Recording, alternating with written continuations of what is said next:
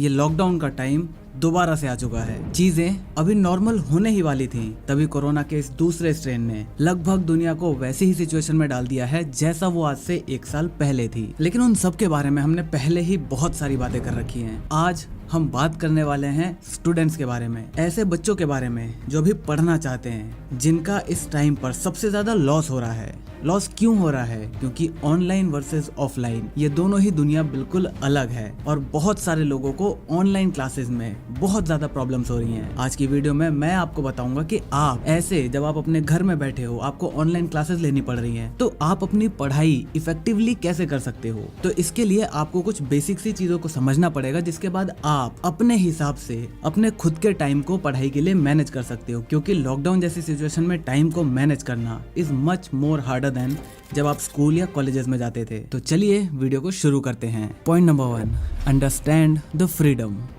Lockdown की सबसे बड़ी बात यह है कि यहाँ पर आपको फ्रीडम मिलती है। आप जब चाहे सो सकते हो, जब चाहे उठ सकते हो।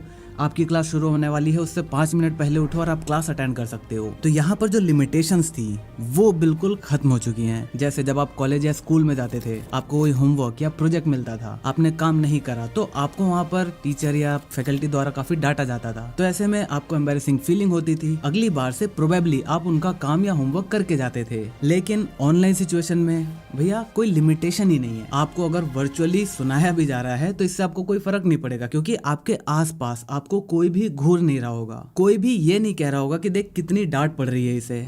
मतलब मेरा कहने का ये है कि आपके ऊपर कोई भी एक्सटर्नल फोर्स इस टाइम पर नहीं लग रही है जो आपको मॉनिटर कर सके, जो आपको गाइड कर सके। तो इसी वजह से आपको अपनी फ्रीडम को समझना होगा कि freedom comes with great responsibilities. हालांकि ये जो डायलॉग है ये कुछ ऐसा था कि great power comes with a great responsibilities, लेकिन ये चीज फ्रीडम के साथ भी लागू होती है। जितना ज्यादा आपके ऊपर मॉनिटरिंग करने वाला कोई नहीं होगा, उतनी ही आपके लिए खुद के प्रति रिस्पॉन्सिबिलिटी भी बढ़ती जाएगी। तो सबसे पहला आपने रिस्पॉन्सिबिलिटी को समझ लिया, चलो ठीक है। अब आपने काम करना शुरू करा। आप सुबह उठे, आपको पता है कि आपको पढ़ाई करनी है, आपका दिमाग बिल्कुल फ्रेश है। ऐसे में आप क्या पढ़ोगे? ऑब्वियसली जो चीज़ आपको पसंद है। लेकिन यहीं पर लोग गलती करते हैं, क्योंकि हम सुबह सोकर उठे हैं तो ऑब्वियसली हमारा मोटिवेशन लेवल काफ़ी ज़्यादा हाई रहता है। तो इस टाइम पर आपको वो नहीं पढ़ना चाहिए जो आपको पसंद है, बल्कि वो पढ़ना चाहिए जो आपको सबसे कम पसंद है। इसी सिनेरियो के लिए एक बहुत ही फेमस कहावत है, ईट द फ्रॉग फर्स्ट। मतलब आपके पास बहुत सारा अच्छा अच्छा खाना पड़ा है, लेकिन वहाँ पर आपको ये भी कंडीशन दी गई है कि आपको वहाँ पर एक फ्रॉग भी खाना है। तो ऐसे में आप अगर उन अच्छे अच्छे खानों के साथ स्टार्ट करोगे और एंड में अगर आप उस फ्रॉग को खाने जाओगे तो चांसेस ये हैं कि आप उल्टी कर दो या फिर आपसे वो खाया ही ना जाए। लेकिन अगर आप इनिशियली, क्योंकि आपको ऑब्वियसली ये पता चल जाएगा कि बाद में आपको बहुत अच्छा अच्छा खाने को मिलने वाला है, तो इसीलिए अगर आप हिम्मत करके सबसे पहले फ्रॉग को खा लेते हो तो इसके बाद बाकी सारे जो अच्छा खाना है उसको खाने में आपको बिल्कुल भी मेहनत करने की जरूरत नहीं पड़ेगी। और एट दी एंड जब आप सारा खाना खा लोगे तो आपको बहुत अच्छा फील भी होगा। तो बिल्कुल ऐसा ही आपको अपनी पढ़ाई के साथ भी करना है। आपको सबसे पहले जब आपका मोटिवेशन लेवल सबसे ज्यादा हाई है, उस टाइम पर ऐसे सब्जेक्ट्स को पढ़ो जो कि आपको पढ़ना पसंद नहीं है। क्यों? क्योंकि अगर आप उसको at the end of the day के लिए छोड़ दोगे तो प्रोबेबली चांसेस यही है कि आप उसको नहीं पढ़ोगे। जैसे फॉर एग्जांपल, हम जब आईआईटी की तैयारी कर रहे थे तो हमें केमिस्ट्री बिल्कुल भी पसंद नहीं थी। मुझे फिजिक्स पढ़ने में बहुत ज्यादा मजा आता था। तो जैसे ही मैं सुबह सोकर उठता था,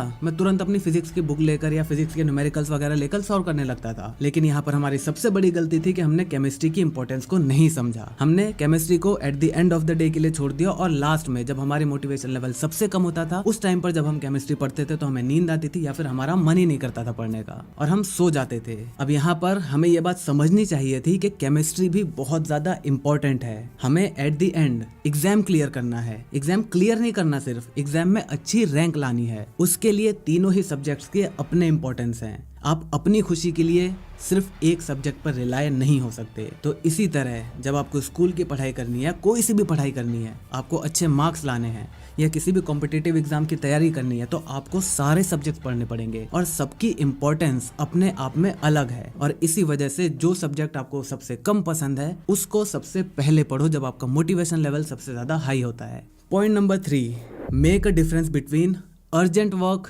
and important work.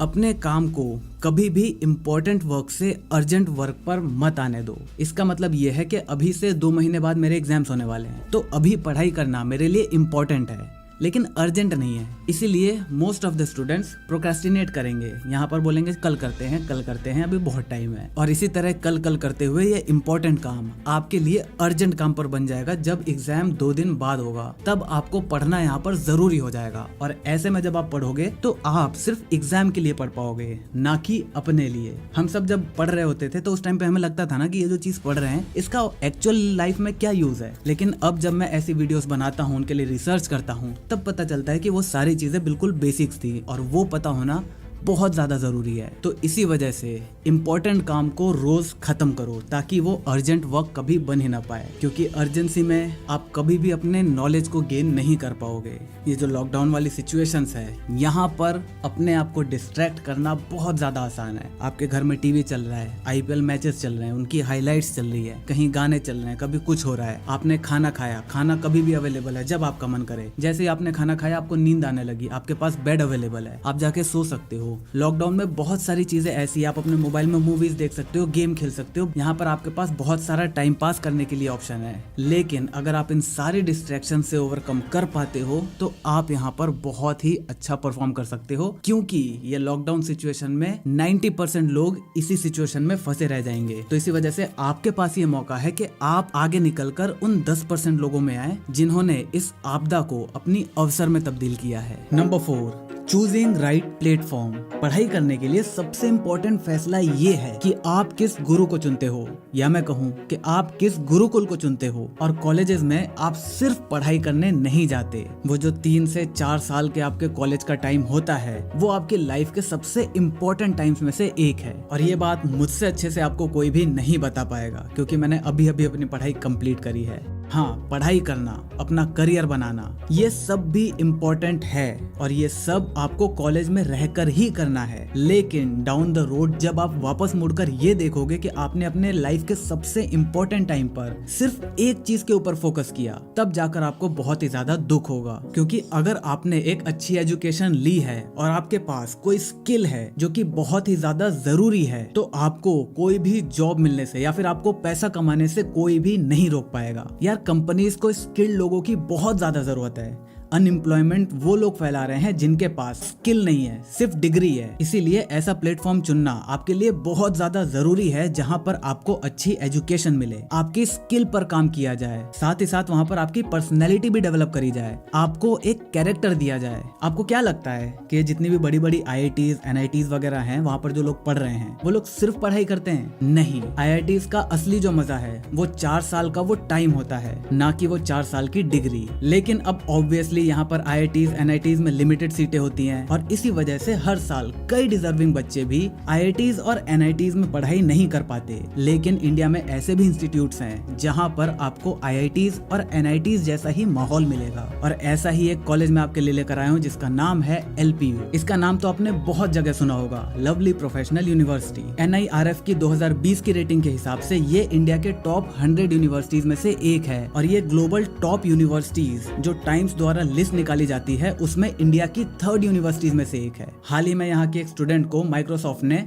42 lakh per annum की सैलरी पर हायर किया। यहाँ पर आप 4 साल का एक बहुत ही बेहतरीन समय बिताओगे। साथ ही साथ जब आप यहाँ से बाहर निकल रहे होगे तो यहाँ पर 110 से भी ज्यादा कंपनियां आएंगी जो कि IITs और NITs में भी जाती हैं। तो आपको एक इंस्टीट्यूट में क्या चाहिए होता है? ऐसा जिसमें अच्छी पढ़ाई हो, ऐसा जिसमें आपकी स्किल के ऊपर काम किया जाए, ऐसा जहाँ पर आपके ऊपर काम किया जाए और ऐसा इंस्टीट्यूट जहाँ पर बड़ी बड़ी कंपनियां आए आपको हायर करने के लिए, आपको अपॉर्चुनिटीज देने के लिए। तो यहाँ पर Google, Facebook, Microsoft, Amazon, IBM, HP, Bosch, Verizon जैसी मतलब दुनिया की बहुत बड़ी बड़ी कंपनीज रिक्रूटमेंट के लिए आती हैं। अगर आपको जॉब नहीं करनी, आपके अंदर वो एंटरप्रेन्योर्स वाली बात है, तो LPU का एक स्टार्टअप स्कूल भी है जहाँ से निकले 100 से भी ज्यादा स्टार्टअप्स आज बहुत ही बड़ी पोजीशन पर हैं। तो अगर आप भी कॉलेज ढूंढ रहे हो तो LPU आपके लिए एक बहुत ही अच्छा कंसिडरेशन हो सकता है। अगर आपको इसकी ज्यादा जानकारी चाहिए तो लिंक नीचे डिस्क्रिप्शन में दी हुई है। पॉइंट नंबर 5, सबसे इम्पोर्टेंट, अपनी नींद पूरी लो। देखो, जब भी हम कोई भी चीज पढ़ते हैं या उसको याद करते हैं या उसको समझते हैं, समझने वाला केस तो चलो अलग है, लेकिन बहुत सारी चीजें ऐसी हैं जो हमें पढ़नी होती है, हमें याद करनी होती हैं। तो ऐसे में जब आप कुछ चीज याद कर रहे हो, उस कॉन्सेप्ट को समझ रहे हो, तो वो कॉन्सेप्ट इनिशियली आपके शॉर्ट टर्म मेमोरी में जाता है। इसके बाद जब आप नींद लेते हो, जब आप सो रहे होते हो, तब जाकर वो सारा डेटा शॉर्ट टर्म मेमोरी से लॉन्ग टर्म मेमोरी में ट्रांसफर होता है। अब हम सबको पता है हमारा दिमाग काम कैसे करता है, इलेक्ट्रिकल सिग्नल्स पे। और जब इलेक्ट्रिकल सिग्नल से चीजें एक जगह से दूसरी जगह जाती हैं, तो वहां पर होता है डेटा लॉस। तो ऑब्वियसली जब नॉलेज हमारी शॉर्ट टर्म मेमोरी से लॉन्ग टर्म मेमोरी में जा रही होगी, तो यहाँ पर भी डेटा लॉस होगा। और ये डेटा लॉस डिपेंड करता है कि आपकी क्वालिटी ऑफ स्लीप कैसी है, ना कि आपकी क्वांटिटी ऑफ स्लीप। आप कितने घंटे सोए इससे फर्क नहीं पड़ता, आप कैसे सोए, कितनी अच्छी नींद आपने ली, इससे फर्क पड़ता है कि आपकी शॉर्ट टर्म मेमोरी से लॉन्ग टर्म मेमोरी में कितनी सारी इंफॉर्मेशन एक साथ जाएगी। तो इसी वजह से अपनी नींद को पूरा करो। लोग क्या करते हैं, हाँ भाई दिन में 8 घंटा सोना चाहिए, कोई बात नहीं, 4 घंटा दिन में सो लेंगे, 4 घंटा रात को सो लेंगे। नहीं, इससे आपकी क्वांटिटी ऑफ स्लीप बढ़ी, ना कि क्वालिटी ऑफ स्लीप। अगर आप 6 घंटे की एक बार में ही अच्छी नींद ले लेंगे, तो वो 8 घंटे वाली इस नींद से काफी ज्यादा अच्छी होगी। आप दिन भर मोटिवेटेड फील करोगे, आपको पढ़ाई करते वक्त नींद नहीं आएगी, और आपकी जो चीजें याद करने की कैपेसिटी है, आपकी जो रिटेंशन पावर है, वो भी काफी ज्यादा बढ़ जाएगी। तो focus on your quality of sleep. Number 6, use Pomodoro technique. ये बहुत ही ज्यादा फेमस टेक्निक है और बहुत सारे लोग पता नहीं इसको इतना ज्यादा इंपॉर्टेंट क्यों नहीं समझते। बहुत सारे बुक्स में बहुत सारे बड़े बड़े एंटरप्रेन्योर्स जो हैं, उन्होंने जो इंटरव्यूज वगैरह दिए, वहां पर भी बहुत सारे लोगों ने कहा है कि वो अपने काम को एफिशिएंट बनाने के लिए, अपनी प्रोडक्टिविटी को बढ़ाने के लिए वो लोग पोमोडोरो टेक्निक का इस्तेमाल करते हैं। अब ये टेक्निक क्या है, जिन लोगों को नहीं पता उनको बता दूं कि यहाँ पर आपको क्या करना होता है। आपको एक टास्क है, वो टास्क आपको खत्म करना है, लेकिन आप उसको पीसेस में डिवाइड कर दोगे। जैसे आपको 3 घंटा पढ़ना है, आपका मन कर रहा भी बैठने का, तो आप यहाँ पर केवल 25 मिनट के लिए बैठो, उसके बाद 5 मिनट का ब्रेक ले लो। अब इस 5 मिनट में आपको वो चीज करनी है जो आपको रिवॉर्डिंग लगे अपने लिए। मतलब आपको अब ऑब्वियसली बहुत सारे लोगों के लिए सोना एक रिवॉर्ड है, लेकिन सोना यहाँ पर ऑप्शन नहीं है। इसके अलावा आप कुछ भी कर सकते हो। आप अपने आप को एक चॉकलेट दे सकते हो कि मैंने 25 मिनट पढ़ा, अब मैं एक चॉकलेट खाऊंगा या एक केक खाऊंगा, या फिर कुछ भी अपना फेवरेट यूट्यूब वीडियो देख लूंगा, उसके अलावा कुछ भी नहीं। उसके बाद जब 5 मिनट का ब्रेक खत्म हो जाए, फिर दोबारा से 25 मिनट का एक सेशन, फिर 5 मिनट का ब्रेक, फिर 30 मिनट का एक सेशन, फिर 10 मिनट का ब्रेक। इसके बाद अगर आप चाहो तो आप 1 घंटे का एक बड़ा सेशन रख सकते हो, जिसके बाद आप एक अच्छा खासा 30 से 1 घंटे का ब्रेक ले सकते हो। तो इस लॉकडाउन सिचुएशन में अपने आप को मोटिवेटेड रखने के लिए, अपने आप को ज्यादा देर तक एक जगह बैठकर पढ़ने के लिए पोमोडोरो टेक्निक का इस्तेमाल करो, आपको ऑब्वियसली फर्क पड़ेगा। Point number 7, motivation. अब इतना सारा काम करने के लिए ऑब्वियसली आपको मोटिवेशन बहुत सारी चाहिए, क्योंकि मैंने आपको बताया आपके पास टीवी है, आपके पास मोबाइल है, आपके पास खाना है, सब चीज आपके घर में अवेलेबल है। आपको ऑनलाइन क्लासेस में बस लैपटॉप के आर पार है, वो सामने वाला कुछ भी नहीं कर सकता। तो इसी वजह से आपके अराउंड बहुत सारे डीमोटिवेटिंग एलिमेंट्स है। इन चीज को ओवरकम कैसे किया जा सकता है, अपनी मोटिवेशन को बढ़ाकर। अगर मैं आपको मोटिवेशन की इक्वेशन बताऊं तो वो कुछ ऐसी है, motivation is equal to expectancy into value upon impulsiveness into delay. मतलब यहाँ पर आप जैसे कोई भी गोल सेट करते हो, उसकी एक्सपेक्टेंसी आपको पता होती है। मतलब जैसे आपने ये बोला कि मैं आज पूरा एक चैप्टर खत्म कर दूंगा। अब कहीं ना कहीं in the back of your mind आपको ये पता है कि यार ये चीज इतनी ज्यादा एक्सपेक्टेड नहीं है, नहीं हो पाएगा ये चीज। तो ऐसे में आपकी मोटिवेशन वहीं पर कम हो जाएगी। तो इसी वजह से नंबर 1, अपने रियलिस्टिक गोल बनाओ। अगर आपको पता है कि आप एक बार में एक सिटिंग में एक चैप्टर नहीं कर सकते, आधे चैप्टर या 1/4 में उसको डिवाइड करो, वो कंप्लीट करो, उसके बाद आगे बढ़ो। Number 2, values. आपको अपने काम की कितनी वैल्यू है। आप पढ़ाई कर रहे हो तो आपको वो पढ़ाई की कितनी वैल्यू है। अगर आप सिर्फ इसलिए पढ़ रहे हो कि घर वाले देख रहे हैं, तो यहाँ पर फिर आपकी मोटिवेशन कम हो जाएगी, क्योंकि यहाँ पर उस काम के लिए आपकी वैल्यू कम है। हम सबको पता है इस मैथमेटिकल इक्वेशन में ऊपर वाली चीजें अगर बढ़ेंगी तो हमारा मोटिवेशन बढ़ेगा, और नीचे वाली चीज अगर बढ़ेगी तो हमारा मोटिवेशन कम होगा। तो इसी वजह से अगर हमारे काम के लिए हमारी वैल्यू कम रहेगी तो हमारा मोटिवेशन भी उस काम को करने के लिए कम हो जाएगा। अगर हम बात करें इसके इम्पल्सिवनेस की, मतलब डिस्ट्रैक्शन की, कि अगर आप पढ़ाई कर रहे हो, आपके फोन में नोटिफिकेशन बजता है, तो आप कितना ज्यादा उससे डिस्ट्रैक्ट होते हो। जितना ज्यादा आप डिस्ट्रैक्ट होगे उतनी ही मोटिवेशन आपकी कम हो जाएगी। और इस इक्वेशन का चौथा एलिमेंट है डिले। मतलब आप अपने काम को करने के लिए जितना ज्यादा डिले करोगे, आपकी मोटिवेशन उतनी ही कम होती जाएगी। आपको एक काम अभी करना है, अरे नहीं यार चल 1 घंटे बात करता हूँ, आपका डिले बढ़ गया। डिले की वजह से मोटिवेशन जो उस काम को करने का है वो कम हो गया। तो इसी वजह से अपने काम में डिले बिल्कुल भी मत करो। इसके लिए मैंने आपको बताया है, अगर आपको कोई भी काम करना है, आप अपने दिमाग से सारे थॉट्स को निकालो, 1 2 3, 3 बोलते हैं उस काम को स्टार्ट कर दो, सोचो ही मत, कुछ भी नहीं, बस लेके बैठ जाओ। बैठने के बाद 90% चांसेस है कि आप उसको करोगे ही करोगे, आप बिना करे नहीं उठोगे। Point number 8, develop an attitude जहां पर आपको ये ना कहना पड़े कि I have to do it, make it as a I want to do it. मतलब अभी क्या है, अभी बहुत सारे काम ऐसे होते हैं, स्पेशली बच्चों के लिए जो पढ़ाई करने का काम होता है, वो ये होता है कि अबे यार पढ़ाई करनी है। लेकिन अगर ये चीज इसमें बदल गई ना, ओ भाई पढ़ाई करनी है आज तो जो आपका फ्यूचर होगा वो बहुत ही ज्यादा अलग होने वाला है। आप इस एटीट्यूड को कैसे चेंज कर सकते हो? तो यहाँ पर आप एक चीज ट्राई कर सकते हो कि लिव योर फ्यूचर।